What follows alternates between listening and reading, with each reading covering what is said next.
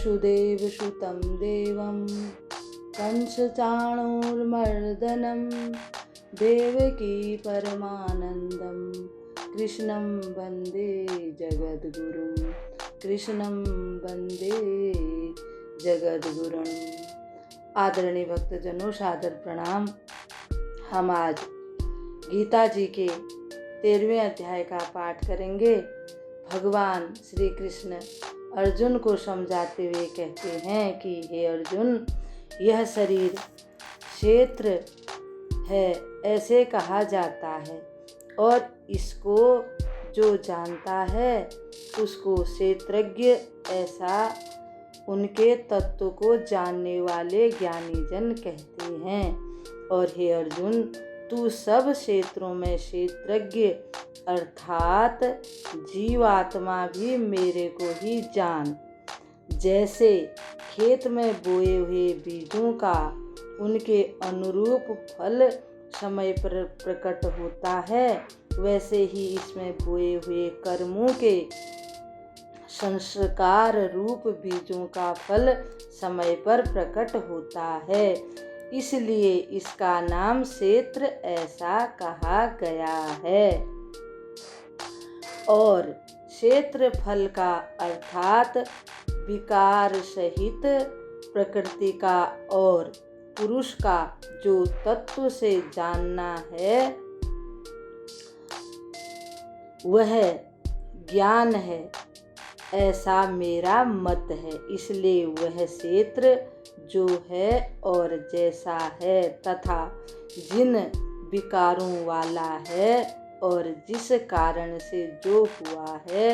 तथा वह क्षेत्रज्ञ भी जो है और जिस प्रभाव वाला है, वह सब संक्षेप से मेरे से सुन। यह क्षेत्र और क्षेत्र का तत्व ऋषियों द्वारा बहुत प्रकार से कहा गया है, अर्थात समझाया गया है, और नाना प्रकार के वेद मंत्रों से विभाग पूर्वक कहा गया है, तथा अच्छी प्रकार निश्चय किए हुए युक्ति युक्त ब्रह्म सूत्र के पदों द्वारा भी वैसे ही कहा गया है। हे अर्जुन, वही मैं तेरे लिए कहता हूँ कि 5 महाभूत अर्थात आकाश, वायु, अग्नि, जल और पृथ्वी का सूक्ष्म भाव, अहंकार, बुद्धि और मूल प्रकृति अर्थात त्रिगुणमयी माया भी, तथा 10 इंद्रियां अर्थात कान, त्वचा, नेत्र, रसना और नाक एवं वाक, हस्त, पाद, उपस्थ और गुदा, एक मन और 5 इंद्रियों के विषय अर्थात शब्द, स्पर्श, रूप, रस और गंध, तथा इच्छा, द्वेष, सुख, दुख और स्थूल देह का पिंड एवं चेतना और धृति, इस प्रकार के यह क्षेत्र विकार के सहित संक्षेप से कहा गया। हे अर्जुन, श्रेष्ठता के अभिमान का अभाव, दंभाचरण का अभाव, प्राणी मात्रों को किसी प्रकार भी न सताना और क्षमा भाव तथा मन वाणी की सरलता, श्रद्धा भक्ति सहित गुरु की सेवा, बाहर भीतर की शुद्धि, अंतःकरण की स्थिरता, मन और इंद्रियों सहित शक्ति का निग्रह, इस लोक और प्रलोक के संपूर्ण भोगों में आसक्ति का अभाव और अहंकार का भी अभाव, एवं जन्म मृत्यु जरा और रोग आदि में दुख दोषों का बारंबार विचार करना, पुत्र, स्त्री, घर और धनादि में आसक्ति का अभाव और ममता का न होना, तथा प्रिय अप्रिय की प्राप्ति में सदा ही चित्त का एक जैसा ही रहना, अर्थात मन के अनुकूल तथा प्रतिकूल के प्राप्त होने पर भी हर्ष, शोक आदि विकारों का न होना, मुझ परमेश्वर में एक ही भाव से स्थित रूप ध्यान योग के द्वारा अभिविचारिणी भक्ति तथा एकांत और शुद्ध देश में रहने का स्वभाव और विषयासक्त मनुष्यों के समुदाय में प्रवेश न होना तथा अध्यात्म ज्ञान में नित्य स्थित और तत्व ज्ञान के अर्थ रूप परमात्मा को सर्वत्र देखना, यह सब तो ज्ञान है, और जो इसके विपरीत है वह अज्ञान है, ऐसे कहा गया है। केवल एक सर्वशक्तिमान परमेश्वर को ही अपना स्वामी मानते हुए स्वार्थ और अभिमान का त्याग करके श्रद्धा और भाव सहित परम परमेश्वर और परम प्रेम से भगवान का निरंतर चिंतन करना अव्यभिचारिणी शक्ति है। जिस ज्ञान के द्वारा आत्म वस्तु और अनात्म वस्तु जानी जाए, उस ज्ञान का नाम अध्यात्म ज्ञान है। इस अध्याय के श्लोक 7 से लेकर यहाँ तक जो साधन कहे हैं, वे सब तत्व ज्ञान की प्राप्ति में हेतु होने से ज्ञान नाम से कहे गए हैं। ऊपर कहे हुए ज्ञान के साधनों से विपरीत जो मन, दंभ, हिंसा आदि है, वे अज्ञान की वृद्धि में हेतु होने से अज्ञान नाम से कहे गए हैं। हे अर्जुन, जो जानने के योग्य है तथा जिसको जानकर मनुष्य परमानंद को प्राप्त होता है, उसको अच्छी प्रकार कहूँगा। वह आदि रहित परम ब्रह्म अकथनीय होने से न सत कहा जाता है और न असत ही कहा जाता है, परंतु वह सब ओर से हाथ पैर वाला एवं सब ओर से नेत्र, सिर और मुख वाला तथा सब ओर से सुनने वाला है, क्योंकि वह संसार में सबको व्याप्त करके स्थित है। आकाश जिस प्रकार वायु, अग्नि, जल और पृथ्वी का कारण रूप होने से उनको व्याप्त करके स्थित है, वैसे ही परमात्मा भी सबका कारण रूप होने से संपूर्ण चराचर जगत को व्याप्त करके स्थित है और संपूर्ण इंद्रियों के विषयों को जानने वाला है, परंतु वास्तव में सब इंद्रियों से रहित है तथा आसक्ति रहित और गुणों से अतीत हुआ भी अपनी योग माया से सबको धारण पोषण करने वाला और गुणों को भोगने वाला है तथा वह परमात्मा चराचर सब भूतों के बाहर भीतर परिपूर्ण है और चर अचर रूप भी वही है और वह सूक्ष्म होने से अविज्ञेय है। जैसे सूर्य की किरणों में स्थित हुआ जल सूक्ष्म होने से साधारण मनुष्यों के जानने में नहीं आता है, वैसे ही सर्वव्यापी परमात्मा भी सूक्ष्म होने से साधारण मनुष्यों के जानने में नहीं आता है तथा अति समीप में वह परमात्मा सर्वत्र परिपूर्ण और सबका आत्मा होने से अत्यंत समीप है और दूसरे श्रद्धा रहित अज्ञानी पुरुषों के लिए न जानने के कारण बहुत दूर है और दूसरे में भी स्थित वही है और वह विभाग रहित एक रूप से आकाश के सदृश परिपूर्ण हुआ भी चराचर संपूर्ण भूतों में पृथक पृथक के सदृश स्थित प्रतीत होता है। जैसे महाकाश विभाग रहित स्थित हुआ भी घड़ों में पृथक पृथक के सदृश प्रतीत होता है, वैसे ही परमात्मा सब भूतों में एक रूप से स्थित हुआ भी पृथक पृथक की भांति प्रतीत होता है तथा वह जानने योग्य परमात्मा विष्णु रूप से भूतों को धारण पोषण करने वाला और रुद्र रूप से संहार करने वाला तथा ब्रह्मा रूप से सबका उत्पन्न करने वाला, वह ब्रह्म ज्योतियों का भी ज्योति एवं माया से रहित परे कहा जाता है तथा वह परमात्मा बोध स्वरूप और जानने के योग्य है एवं तत्व ज्ञान से प्राप्त होने वाला और सबके हृदय में स्थित है। हे अर्जुन, इस प्रकार क्षेत्र तथा ज्ञान और जानने योग्य परमात्मा का स्वरूप संक्षेप से कहा गया। इसको तत्व से जानकर मेरा भक्त मेरे स्वरूप को प्राप्त हो जाता है। हे अर्जुन, प्रकृति अर्थात त्रिगुणमयी मेरी माया और जीव आत्मा अर्थात क्षेत्रज्ञ, इन दोनों को ही तू अनादि जान और राग द्वेषादि विकारों को तथा त्रिगुणात्मक संपूर्ण पदार्थों को भी प्रकृति से ही उत्पन्न हुए जान, क्योंकि कार्य आकाश, वायु, अग्नि, जल और पृथ्वी तथा शब्द, स्पर्श, रूप, रस, गंध, इनका नाम कार्य यहाँ पर कहा गया है। और कारण के उत्पन्न करने में हेतु प्रकृति कही जाती है और जीवात्मा सुख दुखों के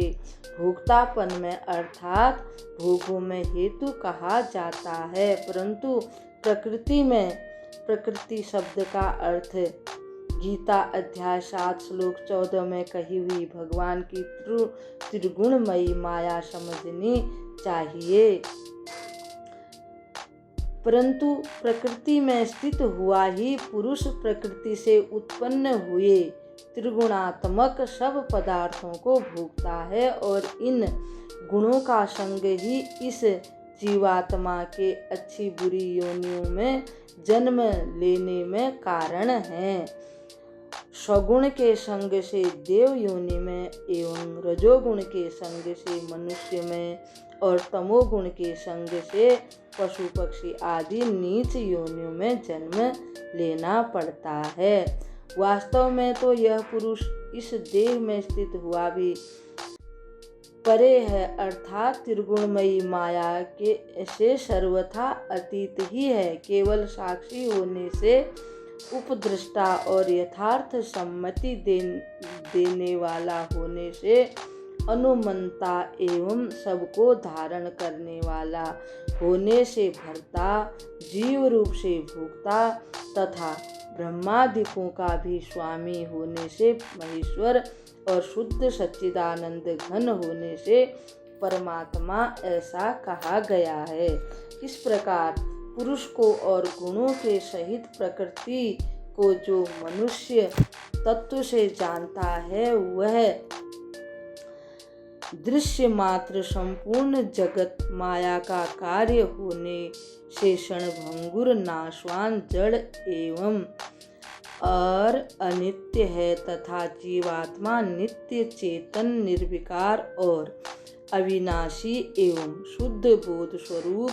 सच्चिदानंद घन परमात्मा ही सनातन अंश है। परमात्मा ही सनातन अंश है। इस प्रकार समझकर संपूर्ण मायिक पदार्थों के संग का सर्वथा त्याग करके परम पुरुष परमात्मा में ही एक ही भाव से नित्य स्थित रहने का नाम उनको तत्व से जानना है। हे अर्जुन, उस परम पुरुष परमात्मा को कितने ही मनुष्य तो शुद्ध हुई सूक्ष्म बुद्धि से ध्यान के द्वारा और कितने ही हृदय में ध्यान के द्वारा देखते हैं तथा अन्य कितने ही ज्ञान योग के द्वारा देखते हैं और कितने ही निष्काम कर्म योग से द्वारा देखते हैं, परंतु इनसे दूसरे अर्थात जो मंद बुद्धि वाले पुरुष हैं अर्थात जिनको इस प्रकार का ज्ञान नहीं है, वे स्वयं इस प्रकार न जानते हुए दूसरे अर्थात तत्व के जानने वाले पुरुषों या साधु संतों से सुनकर ही भगवान की पूजा करते हैं, अर्थात उन पुरुषों के कहने अनुसार ही श्रद्धा सहित तत्पर हुए साधन करते हैं और वे सुनने के परायण हुए पुरुष भी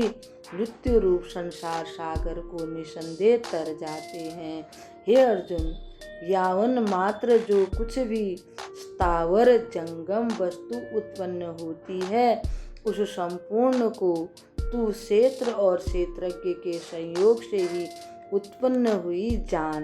अर्थात प्रकृति और पुरुष के परस्पर के संबंध से ही संपूर्ण जगत की स्थित है यानी प्रकट होता है। वास्तव में तो संपूर्ण जगत नाशवान और क्षणभंगुर होने से अनित्य है। इस प्रकार जानकर जो पुरुष नष्ट होते हुए सब चराचर भूतों में नाश रहित परमेश्वर को समभाव से स्थित देखता है वही देखता है, क्योंकि वह पुरुष सब में समभाव से स्थित हुए परमेश्वर को समान देखता हुआ अपने द्वारा आपको नष्ट नहीं करता, अर्थात शरीर का नाश होने से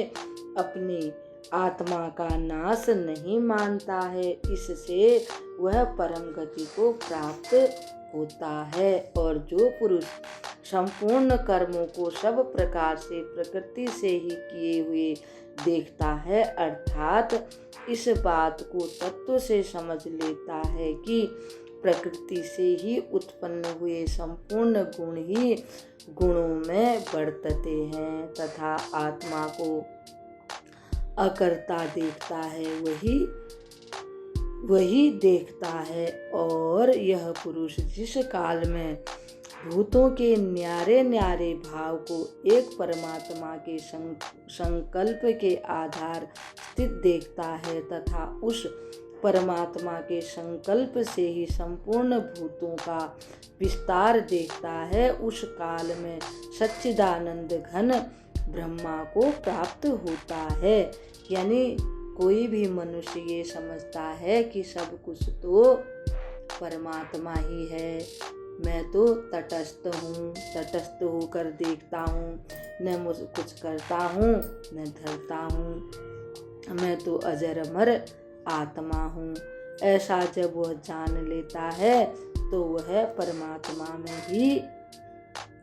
समा जाता है।